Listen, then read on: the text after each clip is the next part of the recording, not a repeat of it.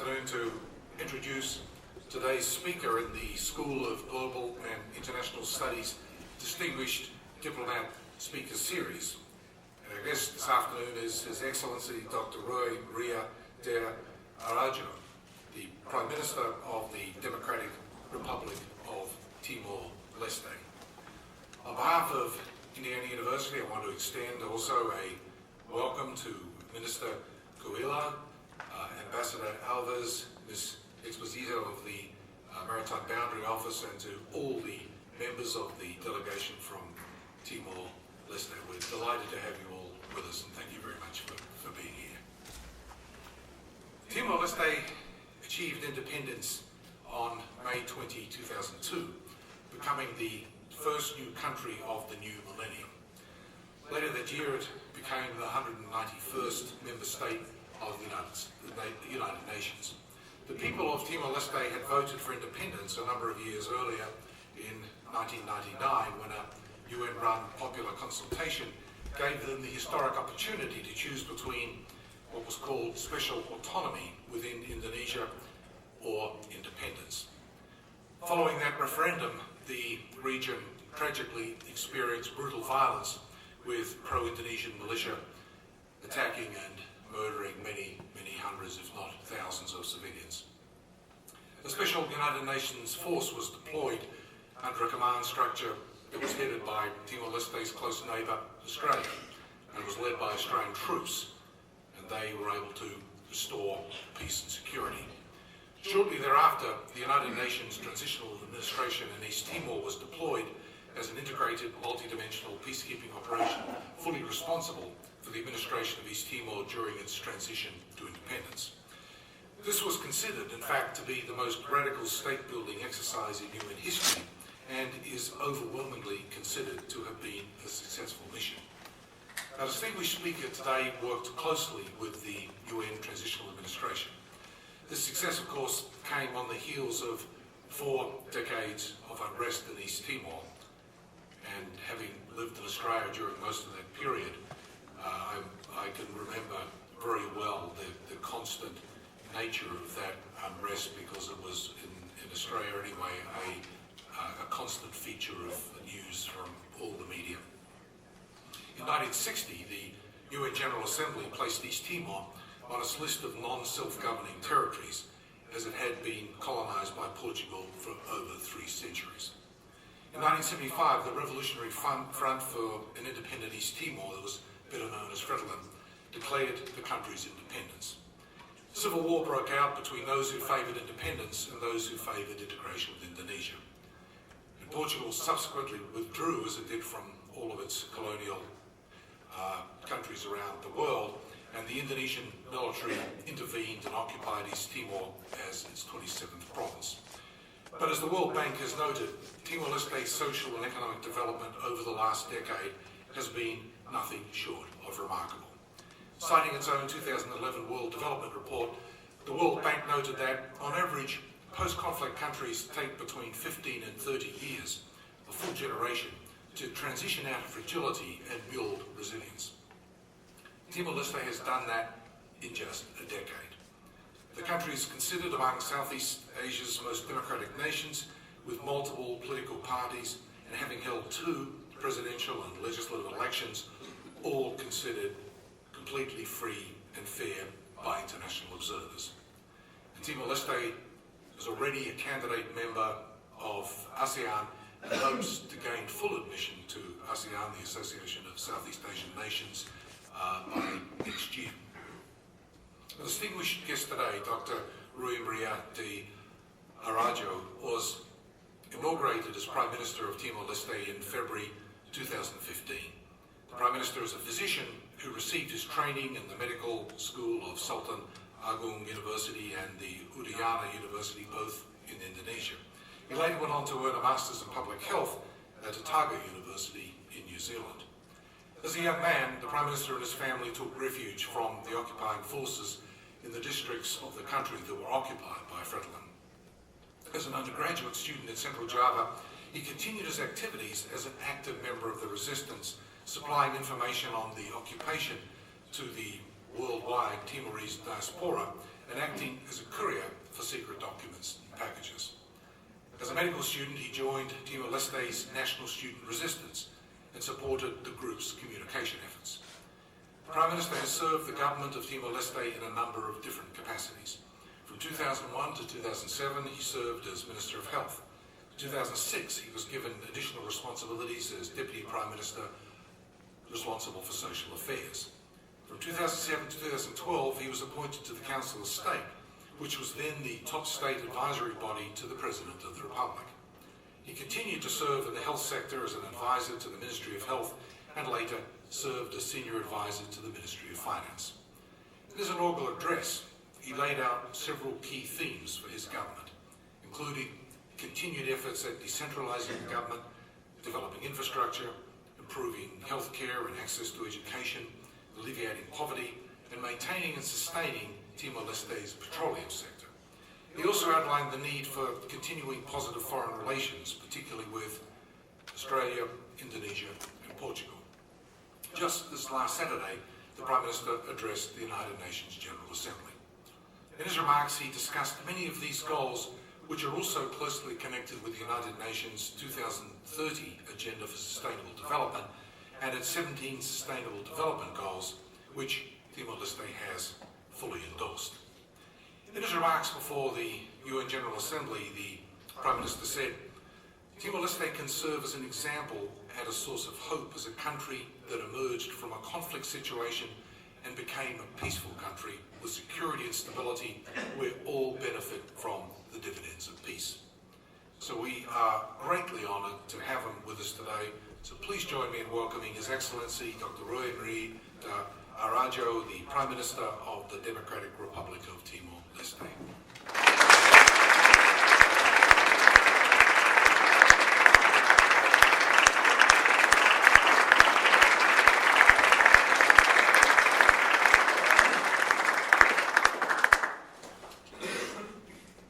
Thank you, President McRobbie, Dean Lee Feinstein, ladies and gentlemen. I think President has talked about everything that I was supposed to say. And thank you so much for that generous and kind introduction, including the background and the history of Timor-Leste. And thank you all for this warm welcome. I would like to say a few words, particularly focusing on three main areas. Number one is why we are here. Myself as the head of the government and my delegation, why we are here.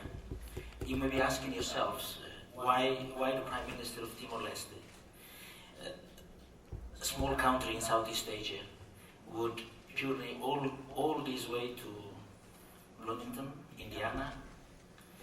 And there are many answers, amongst others. We know that your university has a uniquely extraordinary commitment to world's dialogue. A university that look outwards to the world, and nothing embodies that more than your special relationship with former Senator Dick Lugar and former Congressman Lee Hamilton, who I had a privilege to meet at lunchtime. And they are the two best and brightest voices of statesmanship over partisanship, voices that understand the special role of the United States has to play in the world. And nowhere is that tradition being carried on more so than by a new generation under the leadership of Lee Feinstein and the new School of Global International Studies. The motto that you have in the university is light and truth, And what a fitting motto that is for a university which did so much many years ago to speak truth and light out the darkness on many issues around the world, and became a hotbed for activism on issues that inflicted humanity, including in my country, Timor Leste, at that time, as very well described by Mr. President. The School of Global and International Studies, we understand, is writing a new chapter for this university as it looks increasingly towards Asia. And let me also say that I'm here to rekindle the connection between this campus and Timor Leste, now that we are aspiring to be a member of ASEAN, and geographically we are situated in Asia.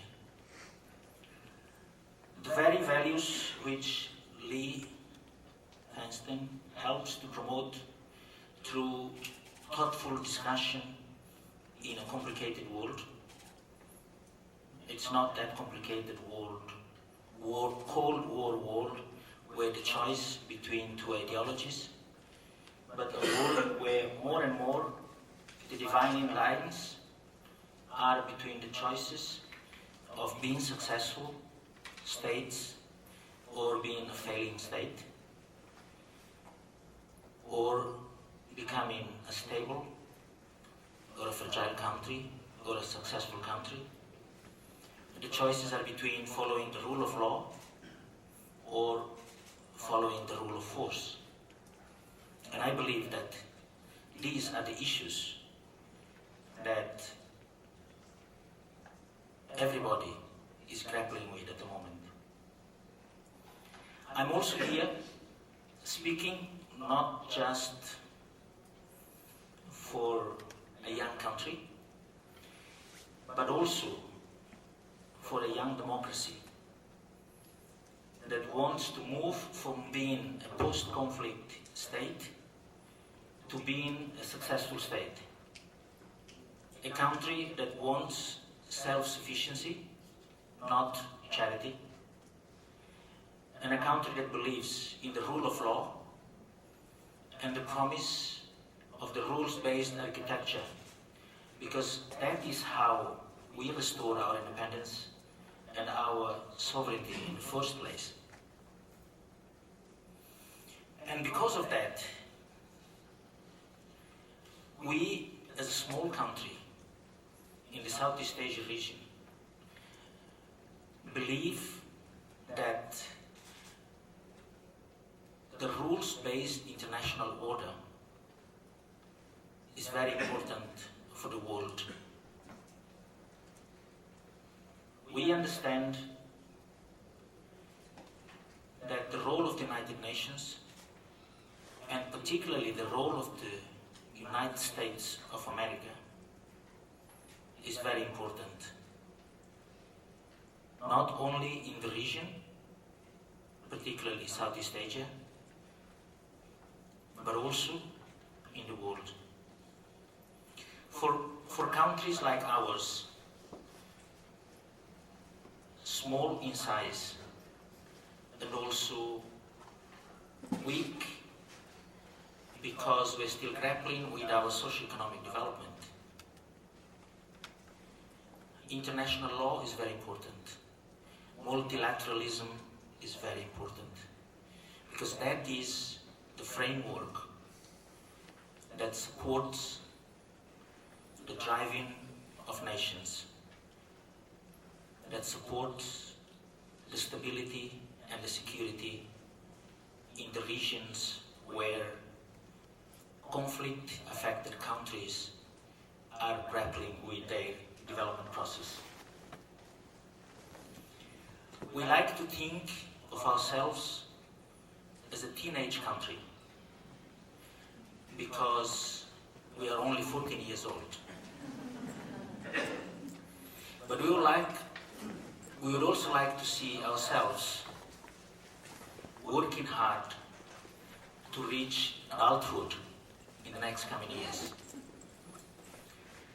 And in order to do that, since the very beginning, we focused on getting rid of factors that could increase fragility in our country. Amongst them, getting rid of hatredness, getting rid of factors that could take us back to conflict. And that leads me to one important point that I would also like to make here. When we restored our independence, our founding fathers made a very wise and bold decision that we have to reconcile with Indonesia. We had to put aside our grievances, not to forget the past, but to forgive the things that were done to us and focus on the development of our future. And we are proud today that these efforts had led us to what other people say as successful, as Mr. President had mentioned. But we would like to think that those are the achievements that we would also like to share with other conflict-affected countries in the world. And now, on the basis of that experience, we have been active in a group called G7+, with a small g, a group that put together 20 countries spanning from the Caribbean to Africa, a group of countries affected by conflict, where we share our experiences, particularly about reconciliation, nation building, state building, and experiences about how to deal with development partners. That experience had also reinforced our conviction that multilateralism, partnership among countries are very important.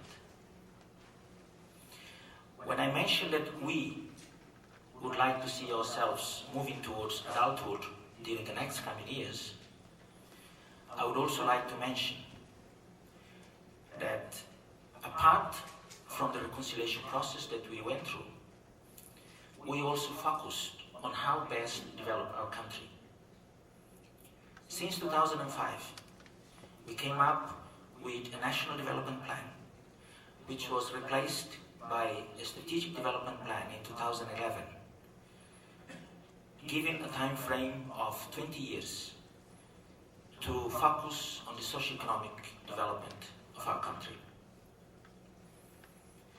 Within that plan, we focused on two main pillars in order for us to achieve economic diversification of our country. Number one is basic infrastructure for the country. Things like roads, bridges, electricity, water and sanitation. And number two is the human capital. We focus on human capital because we think that the most precious assets of a country is people. So far, the achievements that we reached are good, but we think that we still need more support to work on those two areas. We are glad that in within those efforts, Indiana University is also contributing to that. We have one Timorese student doing a master's degree here at Indiana University. And we are very glad that Timorese people are having the opportunity to develop their knowledge and skills in one of the best centers of excellence here in the United States. The road to adulthood is still long. We still have a lot of things to do, but the other intention why we come back to meet our friends as part of the tour that we are giving throughout the United States is to tell our story and to show to our friends who were part of the grassroots movement that supported our liberation that we want to move forward. And in order to do that, we still need your support. We still need your understanding of the challenges that we are facing. One of the challenges that I would also like to share with you is the incompleteness of our sovereignty. With the declaration and restoration of our independence in 2002, we managed to get our political self-determination. Our economic self-determination is still a long way to go.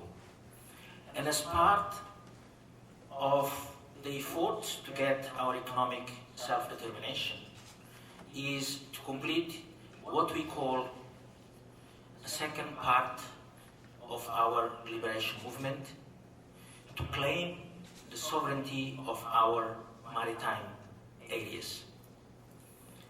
Some of you may already know that Timor Leste is half an island and had maritime boundaries to be established with the two big countries, Indonesia and Australia.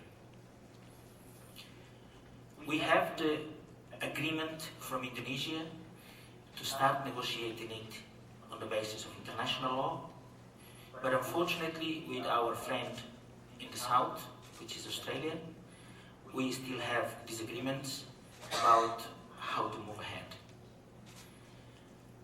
As a citizen of the world community, we are fully conscious that disputes should be resolved on the basis of the international law. We are fully conscious that these type of disputes should be resolved on the basis of talks, peaceful negotiations, and that is the reason why. Because we have no choice. We presented our case to the Permanent Court of Arbitration through a mechanism called compulsory conciliation, which is part of the dispute resolution mechanisms under the United Nations Convention on the Law of the Sea. That process is going on, and we believe that our big neighbor in the South, Australia, will be wise enough to follow the process and follow the international rules-based architecture that is in place. We also believe that within all these efforts, partners like the United States of America are very important.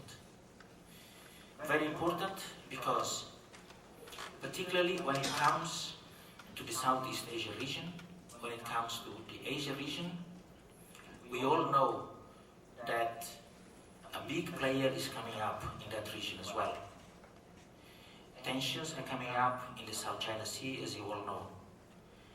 And we believe that the United States plays an important role in terms of completing in terms of complementary roles in that area, not in a competing fashion that could increase more tensions.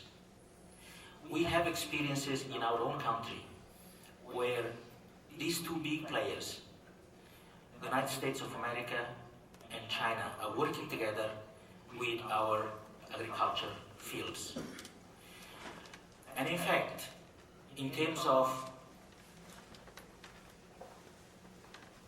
making it happen, engagements of big players, we also had experience in the past to put together United States of America work with Cuba in Timor Leste, even before President Barack Obama visited Havana.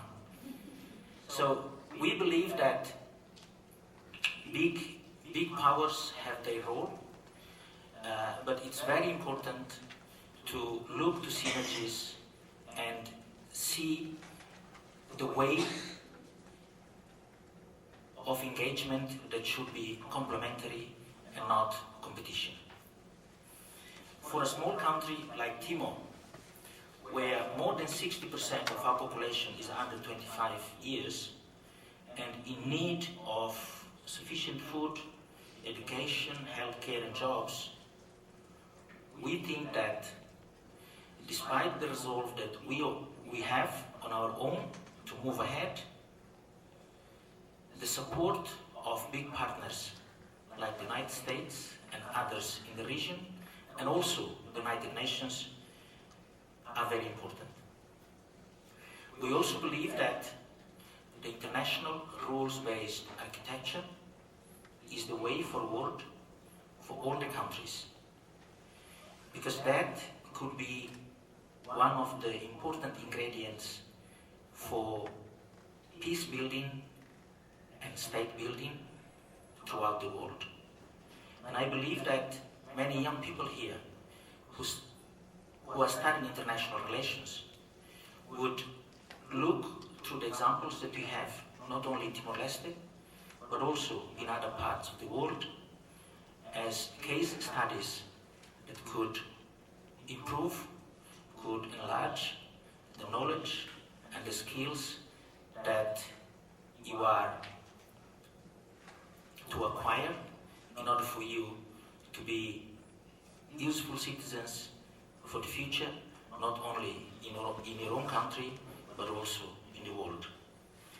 I would like to make a final comment of appreciation, again, to the university and also to the school for having us here today and to listen to our story.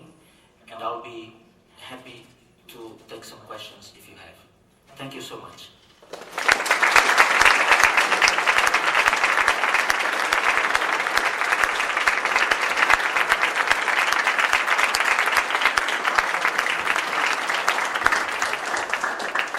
Welcome everybody. Thanks for coming across the way on a rainy day. And thank you, Mr. Prime Minister, for a very good distillation of the issues facing your country and the importance and the possibility of what happens when the international community supports people around the world in their own struggle for dignity, human rights, and sovereignty. So it's my pleasure as Dean of SGIS to take some questions. So please, the floor is yours. Stand up and identify yourself, and Prime Minister will be pleased to take your questions. Please. Hi, my name is Alexandra Smith. I'm majoring in law policy. Thank you so much for coming and speaking with us. Thank you. Yeah, I'm Alexandra Smith, majoring in law policy. So studies have shown that climate change disproportionately affects small island nations. How has this affected Timor Leste, and also what policies are you pushing forward to try to relieve this global crisis? Thank you. Despite the fact that we are not contributing to carbon emission, we are suffering the effects. This year, for example, we have what is well known as El Niño, with effects of less rain in our country, and all the consequences that you may derive from that, implications on the crop production, implications on the water availability, implications on some of the patterns of disease. Fortunately, during the last 14 years, we were able to reduce malaria in our country, so that when this climate changes comes up, there is no big variations in the incidence of malaria. But again, we are having those effects. Now the opposite of El Nino is coming with La Nina. Some unscheduled rains are coming up at the moment, which is not normal. But the effects of the climate change is felt particularly in the rain patterns of the country at the moment. We don't have yet the problem of rising of sea levels, but the effect on the rainfall is the biggest one. Now, what we are doing, first of all, consistent with our belief that multilateral engagement and international mechanisms are important, we were very active in the negotiations of the COP21. We've signed the agreement, Paris Agreement. The Paris Agreement is now being submitted to our Parliament for ratification, and hopefully this year we will be submitting it to the United Nations as a legal instrument. In practice, what we are doing is to focus more on reforestation and studying ways on how to catch and preserve water in our territory, and also we are working with some of civil society organizations to plant trees and to be part of the carbon credit scheme that is coming up. So these are more or less the efforts that we are doing. But again, the contribution of Timor Leste to the carbon emission is insignificant. But as always, small countries are the one mostly affected. Thank you. Thank you. Yes, left in the back. Wait for the microphone, please, and let us know who you are. Greetings, Honorable Prime Minister. My name is Shafiqullah Fahim. I'm an international studies student. You mentioned that newborn nations with weak social economic development and history of conflict, it's really hard to build human capital. How can institutions like IU Bloomington and dignitaries like Senator Lugar or Hamilton can assist in increasing the number of students from your honorable country and increase the human capital? I study with many students from around the globe, but I would like to have student colleagues from your country as well. Thank you.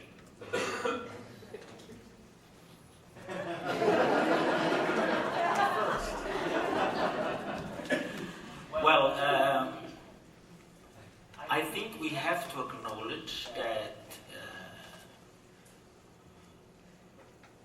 the openness and the generosity of eminent people like Senator Lugar, Congressman Lee is out there, but we also have to do our homework first.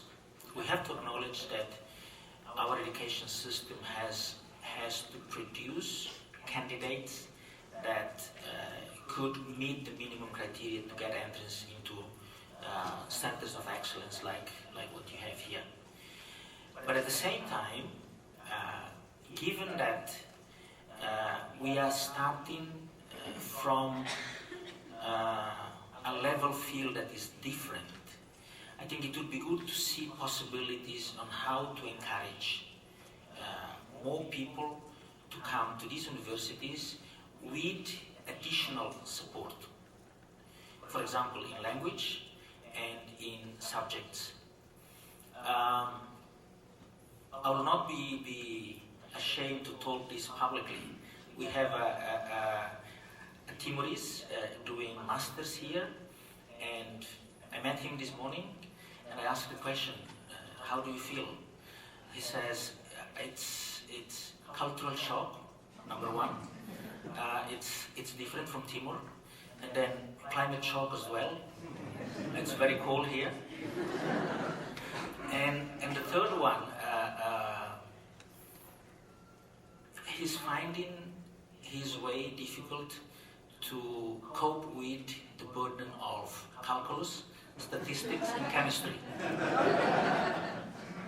So for countries like ours, we have to acknowledge that these subject matters are still very difficult for our people to grapple with. The primary education, the secondary education still does not have the quality that you have here in the United States, for example. So I think it would be good to find ways on how to bridge the gap of knowledge. And the reason I'm focusing on this, the bridging the gap in order for us to facilitate the human capital development of our country is because, generally speaking, our experience in Timor Leste,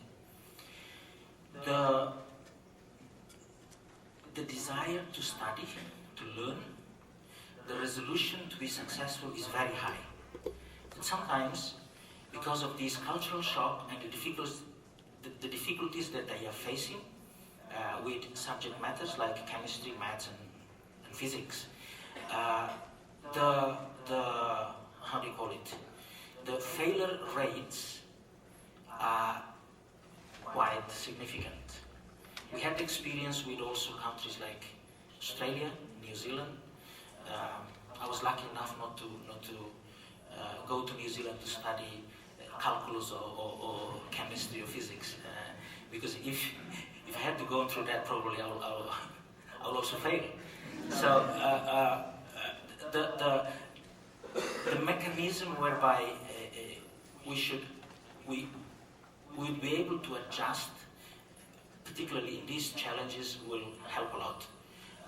But I don't know whether universities here in the United States will be able to accommodate that type of special needs, if you like, of people coming from post-conflict countries like ours. But if that could be built into the process, would help a lot develop human capital, particularly in countries like ours. Thank you. Other questions? Yes, please. In the front. Yes.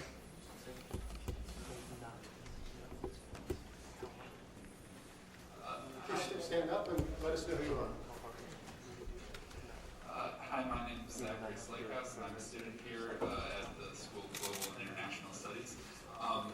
When you were introduced, we learned that that Timor Leste has sort of bypassed expectations for development. The achievement in 10 years was the World Bank expected in 30 years and such. And I just was wondering if you have any institutions or ideas or policies which led to this sort of excellence or success, and if you have any suggestions for other new or developing or failing states in that sort of regard. Well, it would be a bit kind of presumptuous to talk about that.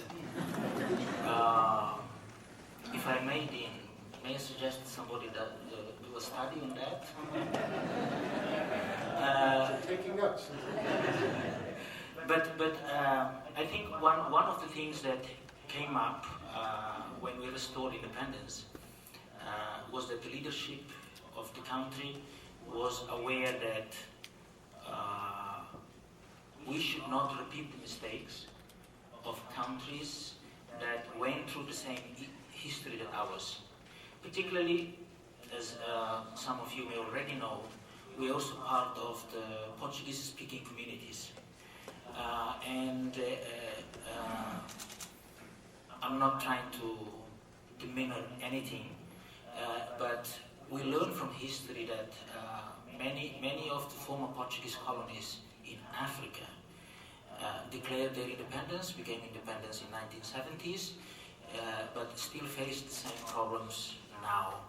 So our leadership was kind of resolute to look through carefully the experiences of those countries and make sure that we did not repeat the mistakes. Now, I think one of the key issues,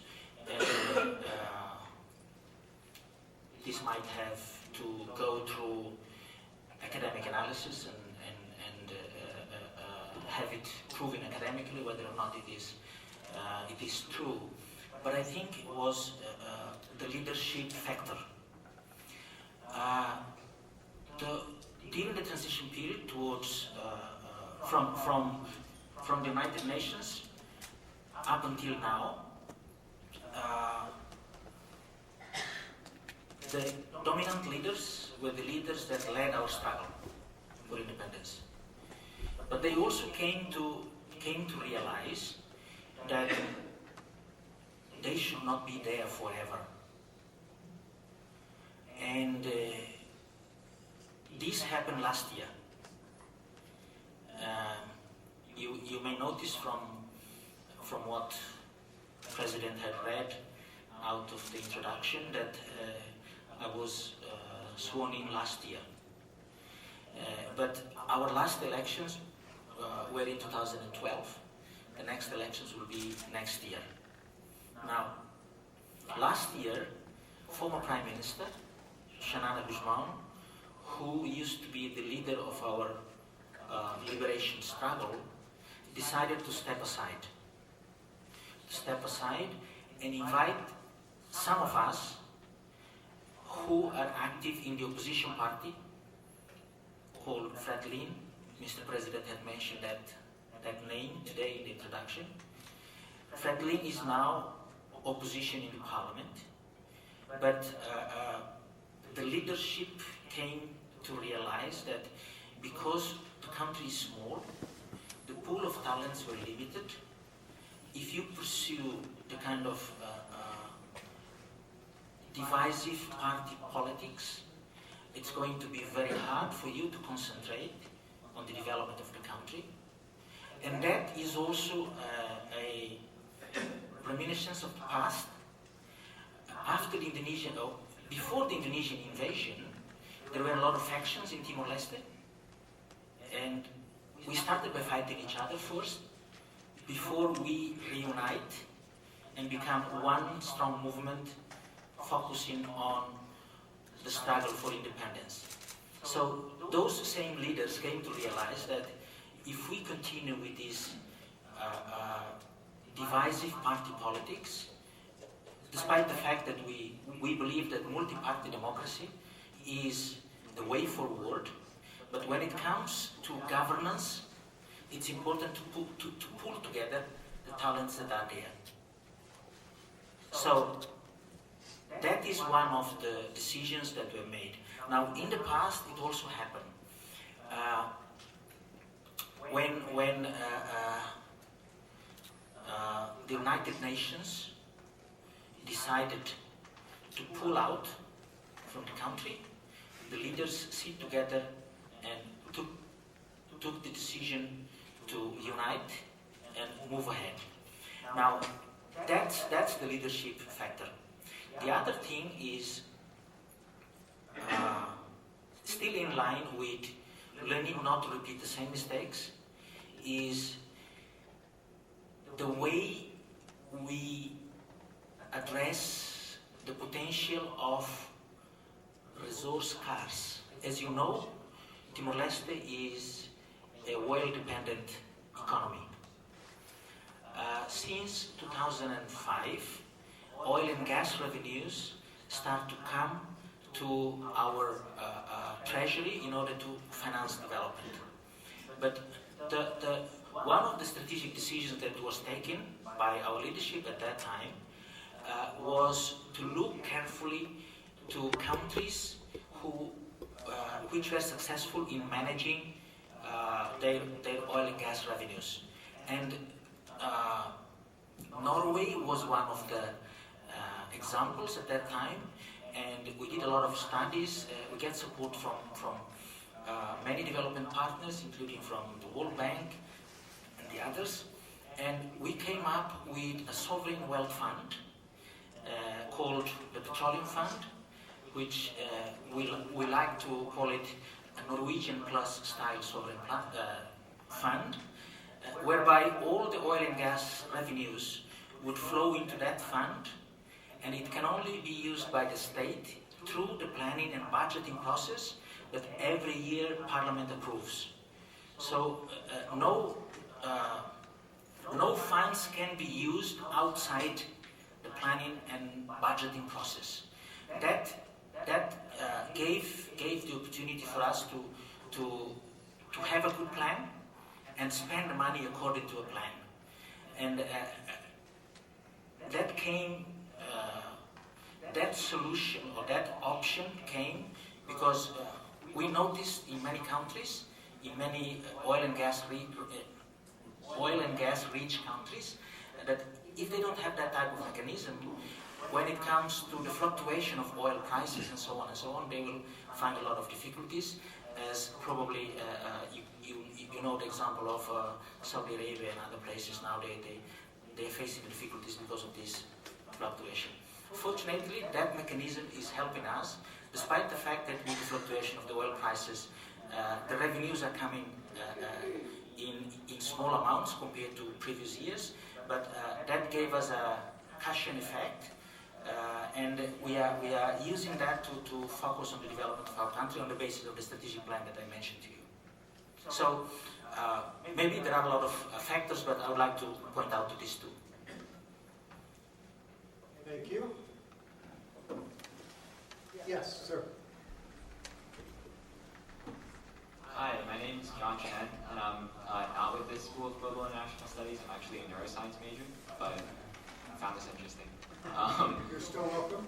I hope I am, but Neuroscience major. yeah, hopefully becoming a doctor one day. So, but I have a question regarding your reconciliation with Indonesia. So I was just wondering, at the time of reconciliation, what was popular opinion like regarding reconciliation, and what were some of the unique challenges you faced in implementing that, and how did you overcome them? The popular feeling at the beginning was not so receptive of the idea, because if you go back to those years, 2000, 2001, 2002, or even now, every family would have some members of the family being killed or lost throughout the conflict. So the grievances were so high, but our leadership was patient enough to explain to people. And I think one of the things that resonated a lot within the community, within people, was that, of course, we want justice. We want justice, particularly for the perpetrators. But the idea that resonated a lot within the community was that the greatest justice that the people of Timor had achieved is our liberation, is our independence itself. That's the greatest justice. Those people that died, they died for a reason. They died not for vengeance, but they died to liberate the country. So that idea resonated a lot in people. And if you ask some of the Timoris that are here in the delegation, everybody believed that concept made a lot of sense. Of course, conventional justice would mean that somebody killing somebody would have to go to court and then be responsible for that. But particularly the leadership, and when they start to explain to people, people understood it, that it was not an isolated criminal activity, that was a war. And the whole people of Timor Leste fought that war because we wanted to be independent. And justice was made when we became independent. And that idea was explained again and again.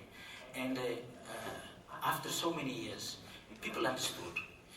Some people are still not, how do you call it, accepting it completely. But on a general terms, people are now focusing on development. And always with the sense that it is the duty of us living to engage in the development of the country, so that the death of those that were killed are not in vain. So those are the kind of discourses that we are continually telling the people, not to how do you call it, not to escape or be away from formal justice, but we believe that that should be the way forward. That should be the way forward, because the other argument that we used to talk is that both Timor-Leste and Indonesia were victims of the historical context of their time. Indonesia invaded because, I believe some of you know, the Cold War was there with ideological fighting. Of course, we had our own share of that, but that was history. Historical context mattered at that time. So you're not going to change history if you start to persecute some of those generals. You're not going to resuscitate some of your family members that were killed.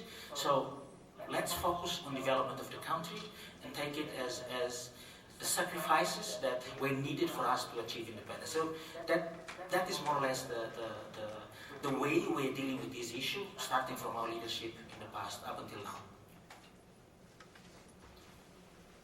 Mr. Prime Minister, we're about at the end of our time. We just had a tremendous lesson from you, all of us, about what it takes to build a new nation, what the difference is between a liberation struggle and the effort to build a nation that works. Timor Leste, the plight of the Timorese people, aroused the conscience of many people in the United States and around the world.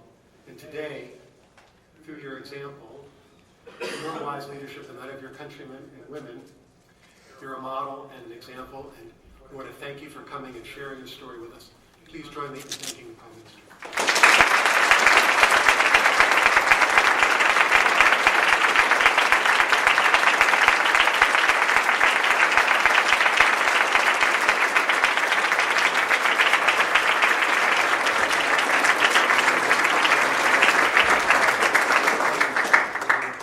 Thank you for joining us at SGIS, and please feel free to join us for a reception in the back of the foyer.